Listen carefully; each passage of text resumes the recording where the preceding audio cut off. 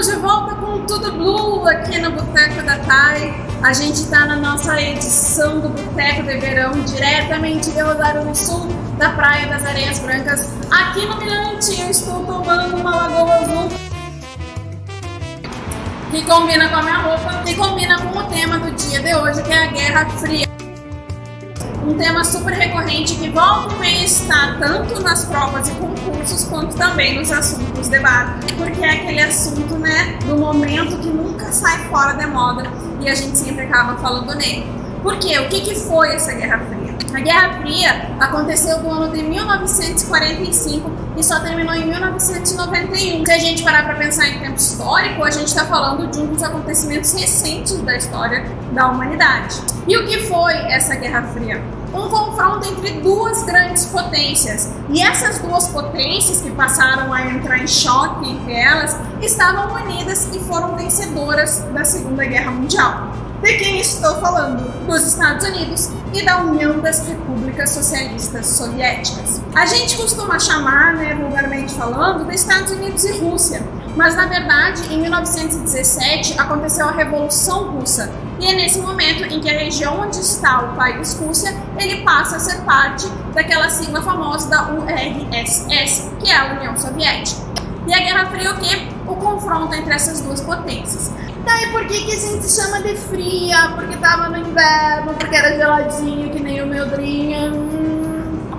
Não, a gente chama de Guerra Fria porque a gente não teve nenhum confronto utilizando armas de fogo diretamente entre as duas potências. Para nossa sorte, porque se tivesse tido a gente não sabe o tamanho da zica que iria acontecer. Então a gente teve o quê? Uma disputa no campo ideológico. E que campo ideológico é esse? De um lado a gente tem os Estados Unidos defendendo o modo de vida capitalista e de um lado a gente tem a União Soviética defendendo o modo de vida socialista. Mas e como que eles vão duelar de forma ideológica? É isso que a gente vai ver agora. Porque existe tanto este duelo de característica ideológica entre as duas potências, quanto existe a interferência deles em diversos acontecimentos que aconteceram ao redor do mundo nessa tentativa de provar a sua supremacia. Ah, vai dizer que ele vai pisar na lua agora. Ah, pisou. Que nada, ok, eu sei que isso tudo é uma invenção de Hollywood. Na Guerra das Imagens, por exemplo, que é o que vai sintetizar essa guerra ideológica, os Estados Unidos vai inaugurar o nosso conhecido e famoso American Way of Life. E do outro lado, a gente tem a União Soviética mostrando para o mundo o chamado realismo socialista ou realismo soviético.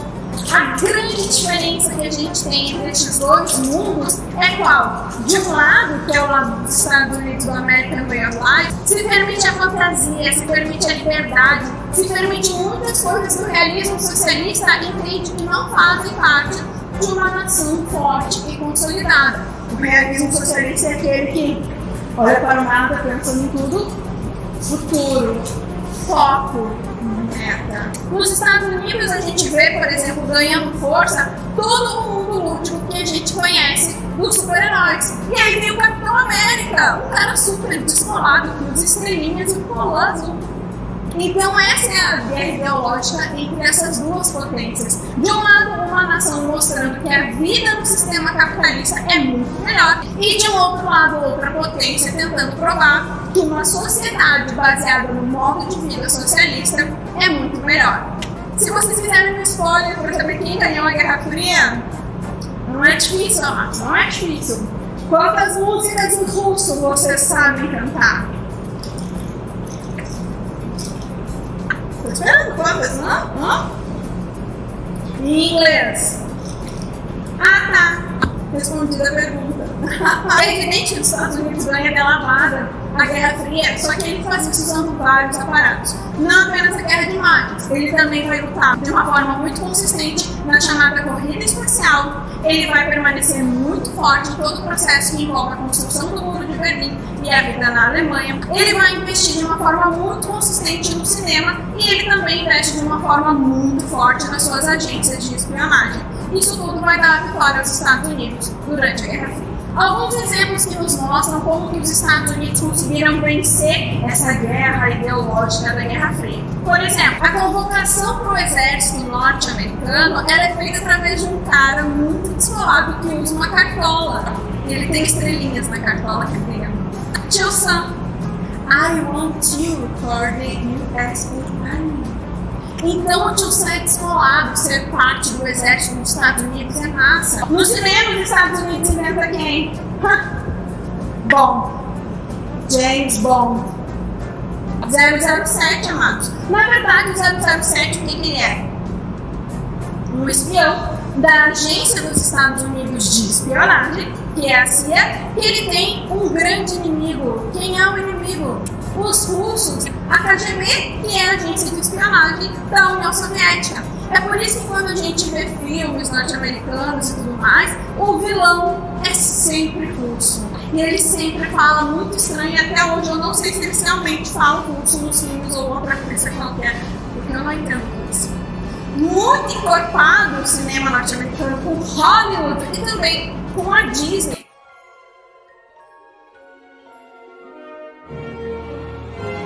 O mundo da fantasia acontece no universo capitalista. Dentro da União Soviética, há uma tentativa de investir no cinema. Eles chegam a fazer o filme Solaris, que até hoje eu não acho nem no YouTube para mostrar para vocês, porque ele não vinga. Infelizmente, eles não chegam na qualidade que os Estados Unidos desenvolveu no tocante à arte do cinema. E aí a gente tem um universo gigantesco no mundo norte-americano com relação a isso. Ou que vocês devem conhecer, ou não, porque o meu tempo conhece Grease, nos tempos da brilhantina. Tell me one, I just never knew that.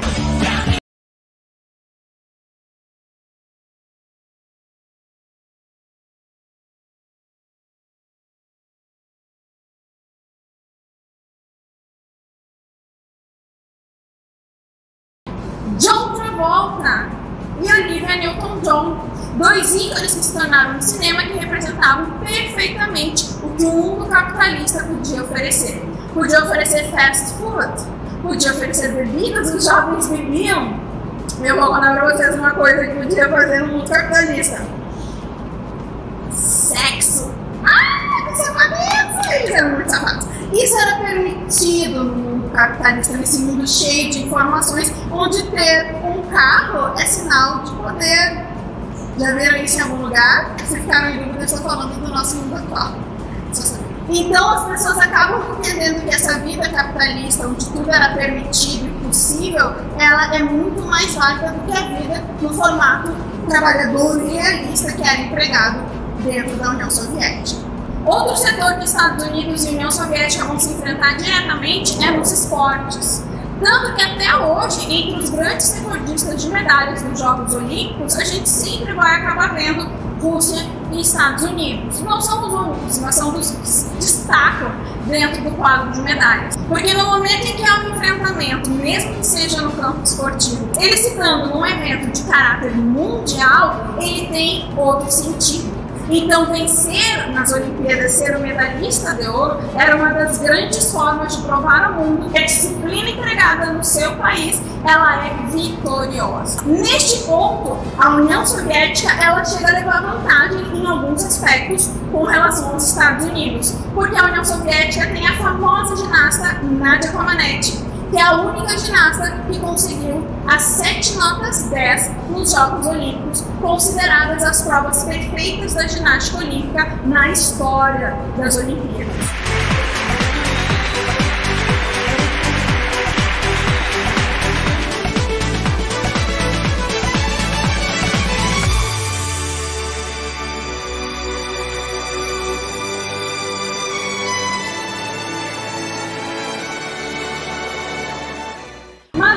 Claro, são figurinhas trocadas entre as duas potências nessa tentativa de uma supremacia, como se fosse algo ingênuo, bem pelo contrário. Não sejamos nós os ingênuos de acharmos que os Estados Unidos e os russos vão ser ingênuos.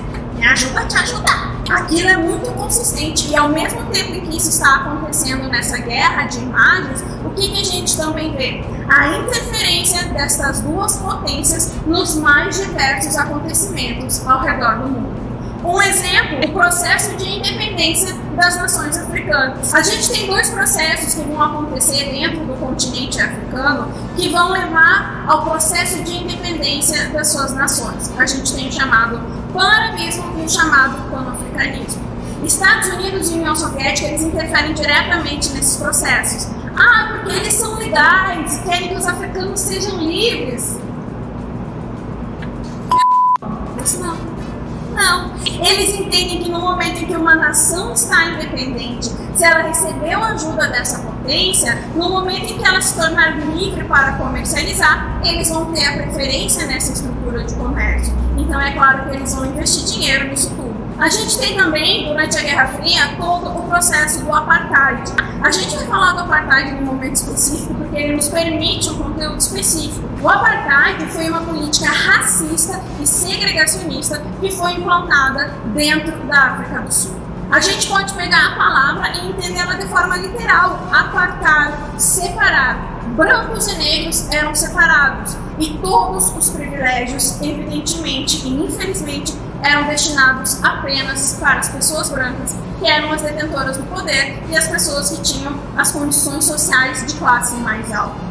Então, absolutamente tudo era separado. Desde as ruas, elas não podiam ser compartilhadas no mesmo ambiente por negros e brancos. Os espaços públicos, nenhum deles era liberado especialmente para pessoas negras.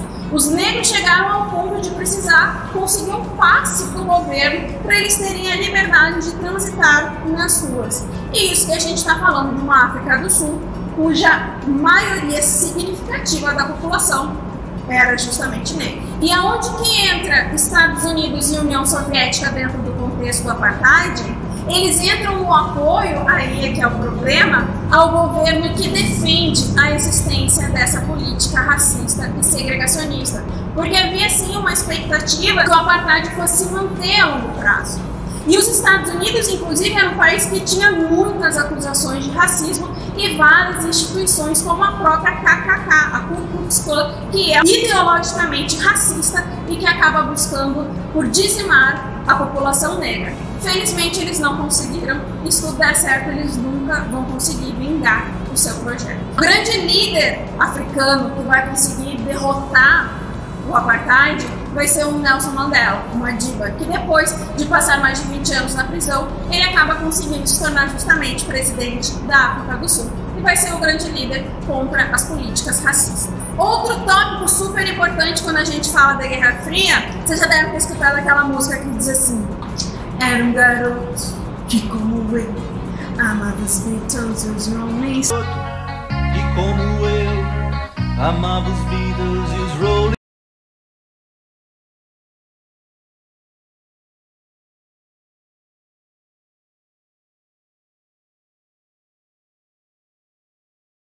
Estamos falando da Guerra do Vietnã.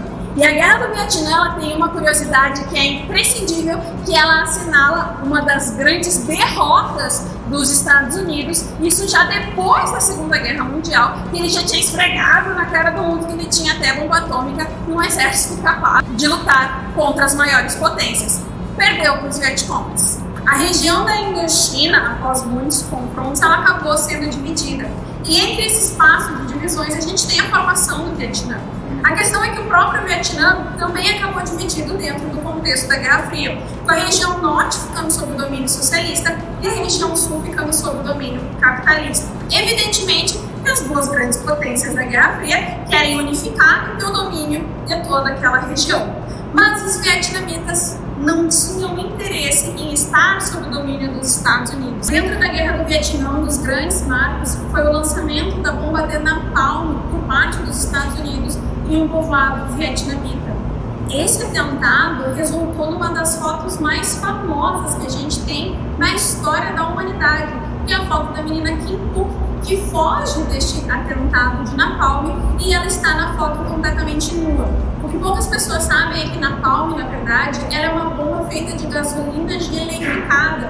E a Kim Phuc, essa menina que aparece na foto, ela teve desintegrada todas as suas roupas e também a primeira camada de pele do próprio corpo. A Kim Phuc, ela acaba perdendo o próprio irmão neste atentado, mas ela sobrevive e hoje, né, ela conta muito da sua história e da sua sobrevivência após a Guerra do Vietnã. Outro ponto importante que a gente tem dentro da Guerra Fria, mas no início ainda da Guerra Fria, foi no ano de 1947, quando a ONU, apoiada especialmente pelos Estados Unidos, promoveu a criação do Estado de Israel. Esse é um conflito que carrega muito significado e ainda tem muito peso na história contemporânea. Inclusive, quem presidiu essa sessão da criação do Estado de Israel foi Oswaldo Aranha, gaúcho alegretense, que era o presidente da ONU da época. A questão que envolve a criação do Estado de Israel é uma questão histórica muito antiga que envolve todo o povo judeu, desde a época que tem a diáspora judaica e o projeto dos judeus novamente se reunirem no mesmo território. Por isso, nas terras onde já estavam a Palestina, foi proposta a criação do Estado de Israel. Por isso que é um projeto tão polêmico. Foi inserido um território específico para a formação do Estado de Israel nas terras onde os palestinos já viviam e tinham a sua vida e a sua sociedade totalmente organizada. Até hoje, infelizmente, essa situação rende muitos conflitos. A gente não tem uma perspectiva capaz de precisar quando que esse conflito vai realmente ser solucionado. Outros confrontos que a gente pode citar, a gente tem a Revolução Cubana, a gente tem o processo da independência da Índia e dentro desses episódios todos a gente vai ter, por exemplo, Che Guevara, Fidel Castro e no caso da Índia, Mahatma Gandhi. Todos estes são eventos em que as potências envolvidas na Guerra Fria estão envolvidas. O que a gente não pode, sob nenhuma hipótese, esquecer de falar é da criação do Muro de Berlim. Com a derrota da Alemanha na Segunda Guerra Mundial, o território alemão foi dividido entre as potências vencedoras, aquelas que formavam o grupo dos aliados, dos vencedores da guerra. E essas potências principais dos aliados na Segunda Guerra eram compostas por Estados Unidos, União Soviética, Inglaterra e França. Para cada uma dessas potências cabia o domínio de um determinado espaço da Alemanha. E para marcar a divisão desse espaço que acabou ficando dividido entre as potências que apoiavam o capitalismo, tudo aquilo que os Estados Unidos representavam, e a única potência que apoiava o socialismo, que era a própria União Soviética, foi construído um muro que dividia toda a cidade de Berlim e separava a Alemanha entre a Alemanha Oriental e a Alemanha Ocidental. Famílias ficaram divididas, as pessoas elas não podiam ter contato com quem estivesse do outro lado do muro, e esse muro ele tinha um esquema gigantesco de segurança que desejava de fato prender, punir e matar as pessoas que porventura tentassem ultrapassar o muro. Não era um único espaço de um muro, ele tinha uma estrutura enorme com vigia, segurança e um aparato enorme de segurança para tentar impedir qualquer pessoa de transpor ele. O Muro de Berlim vai ter a sua queda no ano de 1989 e, para nossa felicidade, a gente já tinha um grande aparato televisivo e tecnológico que foi capaz de filmar e fazer a transmissão deste momento em que houve a queda do Muro de Berlim. 8 anos de separação forçada e sofrida acabaram de repente por decreto do mesmo partido que construiu a obra. O cinegrafista comigo era o Paulo Pimentel. O muro ainda estava lá, mas já estavam as pessoas comemorando, subindo, batendo com picareta em cima do muro, e havia até batucada. Há exatamente meia hora, a Alemanha é uma só nação. Berlim, a capital da nova Alemanha unificada, está tomada pelo povo. Pelo menos 1 milhão de pessoas estão nas ruas e todos querem passar sob o portão de Brandemburgo para celebrar a unidade nacional. A Guerra Fria, então, marcou o que a gente conhece por mundo bipolar. E a vitória, como eu já disse para vocês, é dos Estados Unidos. Não é à toa que a gente está aqui, amados, usando jeans, tomando coke e adorando fast food. A nossa influência norte-americana é constante e é total no nosso modo de vida aqui nos recantos do Brasil, que a gente nem consegue disfarçar, porque a gente acaba sendo totalmente compreendido pela lógica do modo de vida americano ou American Way of Life. Não tente entrar no mercado de trabalho se você não souber falar inglês, inclusive. Dica do dia. A gente se despede por aqui. aqui em mais essa edição deliciosa do nosso Summer, agora que eu vou em inglês, aqui no Mirante, que está apoiando o Boteco da Thay na nossa edição de verão, especialmente, diretamente de Rosário do Sul, da Praia das Areias Brancas. Eu vou terminar meu Lagoa. Enquanto isso, vocês podem aproveitar para se inscrever no canal História do Boteco da Thay, nos seguirem no Instagram, @Boteco da Thay e @TainavaLenzuela, no meu perfil pessoal, e claro, na nossa fanpage no Facebook, mesmo nome, História do Boteco da Thay. Muito fácil. Contamos com vocês lá, deixem o like de vocês aqui embaixo. Um beijo e até a próxima.